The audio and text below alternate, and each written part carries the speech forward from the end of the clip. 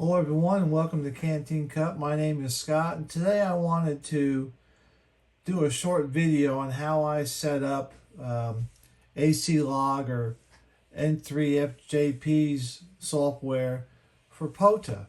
Now, I run POTA both on my home computer when I am hunting, and I also run it on my Microsoft Surface Go when I'm activating it, and whenever possible I connect my computer to my radio so that it automatically puts in the band, mode, and frequency.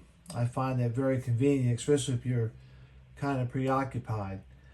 Anyhow, I'm not going to go into how to actually set this up because there are a lot of videos out there that tell you how you can configure ACLog. Matt Hears is one of them. He does a very good job about how to set it up. In this video, I want to talk about how I have mine set up for activating. And it's a little bit different than everybody else's. Looking at the POTA website under their FAQs, their facts, POTA requires the call sign, the park number, and the activation date as part of your title of the database you're saving. And then the mandatory log field entries are date, time, band, mode, and call sign. Let me repeat that. The required fields for a POTA contact is date, time, band, mode, and call sign. Now that being said, they also require some sort of exchange. A state, an RST, some type, a signal report, name, something. They don't really specify that. And typically, in a POTA contact, we're giving our call sign, we're giving an RST or an RS, and we're giving a state. So, but we are not required to log those. However, we are required to make some sort of an exchange. So what I have done is I have gone through my activators logging software, and I have modified it as such. As you can see, I have a call sign, a state. The SIG info is the if it's a park to park, that's where you would put that. Name and country, that self-fills from the call sign database. The band, mode, date, and time automatically self-fills. I'll show you that in a second. And then the frequency is self-filling. Power, I have mine set up that after I log the first contact, it'll automatically repeat the power.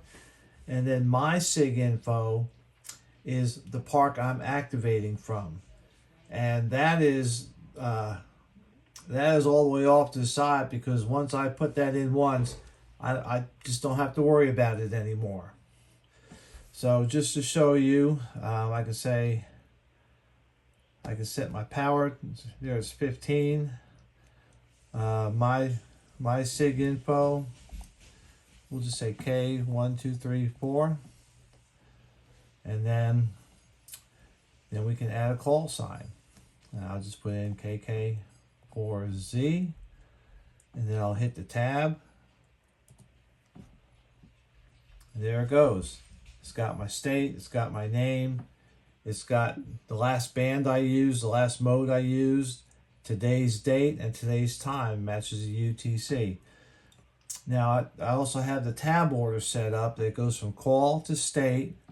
If I tab again, it goes to SIG info if it's a park to park.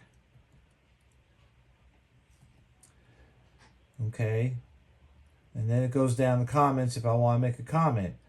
Now, from here, I can either mouse over to the log contact, or in this case, I can just touch it, or I can hit enter. And there it is across the top there. And so now I'm ready for my next contact.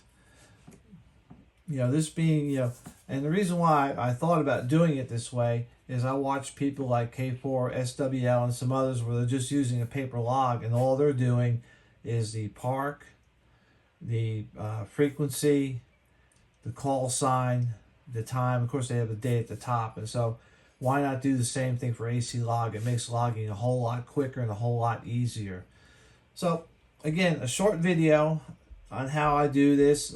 You can change the location of these. You can change the tab order.